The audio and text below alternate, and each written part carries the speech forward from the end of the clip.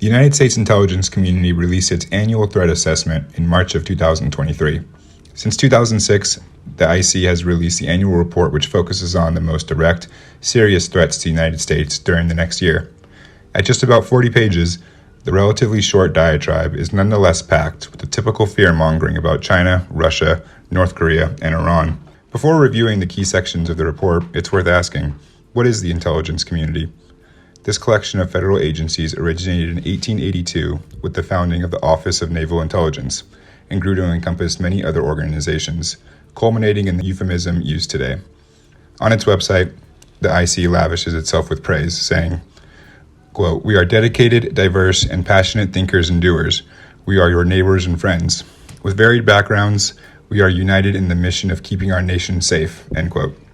The IC consists of 18 governmental agencies, including all military branches, as well as intelligence agencies, from the CIA to the National Geospatial Intelligence Agency, all working in concert to drive the United States' aggressive foreign policy. I, for one, don't have any neighbors or friends party to this imperialist coalition. Since 2021, the IC has been led by Avril Haines, a figurehead who embodies the identity politics of our current era.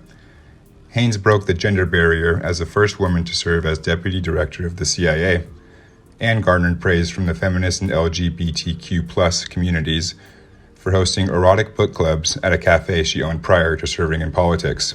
Apart from her reputation as a feminist icon, Haines is also known for her instrumental role in the Obama administration developing the legal rationale for executing drone strikes on suspected terrorists. According to an article from Newsweek, Haines would be summoned in the middle of the night to decide if a citizen of any country, including our own, should be incinerated in a U.S. drone strike in a distant land in the greater Middle East. Over 8 years, the Obama administration launched over 500 drone strikes against targets in Pakistan, Yemen, and Somalia. Haines' dubious record does not stop there. Following a discovery that the CIA had hacked communications between senators so as to thwart their investigation into the agency's torture programs, Haines chose not to punish any of the hackers responsible. A 2021 article from The Guardian dubbed Haines an unlikely chief of intelligence. But this belies our new geopolitical reality. U.S. imperialism has mostly dispensed with the right-wing rhetoric that animated U.S. foreign policy in the wake of the 9/11 attacks. Instead of bombing Iraq and Afghanistan in the name of freedom and democracy, we have new rationales for interventions. Iran must be toppled to save the women, and we must invade countries that prioritize development over the degrowth environmental goals set by the West. In fact, Haines is the ideal candidate to lead the charge against this emerging multipolar world fostered by both Russia and China. With this background on the IC and Haines in mind, let us examine this year's report on external threats which the IC believes Americans should fear more than rising inflation and crumbling infrastructure. The longest section in the report is predictably devoted to China and reads like a country envious of its rivals' soaring economic growth. Throughout this section, the U.S. bemoans the technological and diplomatic advances made by the Communist Party of China. A section on cyber warfare states, China almost certainly is capable of launching cyber attacks that could disrupt critical infrastructure services within the United States, including against oil and gas pipelines and rail systems. Taiwan is also repeatedly mentioned, as Western fear grows of an imminent disruption to the flow of cutting-edge Taiwanese semiconductors. Some U.S. accusations leveled against China amount to pure projection, including that China shows, quote, a willingness to meddle in select election races that involved perceived anti-China politicians, end quote, and has pursued, quote, intensifying efforts to mold U.S. public discourse. This ignores the U.S.'s own constant meddling in the internal affairs of other nations and regime change wars, including bungled operations by spies discovered and liquidated by China.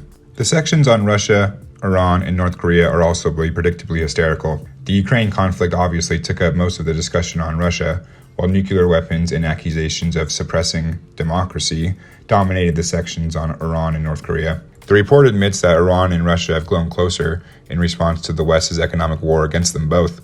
Quote, Moscow's ties to Tehran probably will improve politically and economically as both countries seek ways to circumvent sanctions and advance closer bilateral economic and defense cooperation, end quote. It seems the U.S. has decided, in lieu of pursuing its own win-win diplomacy, to sulk and blame other nations for implementing plans that serve the interests of their populations.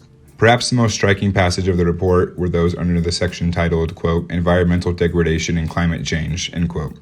As mentioned above, The U.S. has increasingly used the pretext of environmental sustainability to meddle in the affairs of sovereign nations, as it has in pushing back against a canal that Nicaragua is building with help from China. The report goes on to say, quote, geopolitical tensions between countries about how to accelerate reductions in greenhouse gas emissions are likely to grow, and states will compete to try to control resources and dominate the new technologies needed for a global transition to low-carbon energy, end quote. Given that China is helping to fund and construct many new infrastructure projects in Africa, could the U.S. begin enforcing its draconian environmental policies there with military force? We can see what the U.S. would prefer them to do. Quote, both China and India are growing their total and per capita emissions, largely because of their reliance on cheap electric generation from coal for economic growth and because of their efforts to appease domestic constituencies who rely on the coal industry for jobs, end quote. Instead of deindustrializing and miring their countries into debt from Western banks, China and India continue to defy the West in industrializing and developing strong, sovereign economies.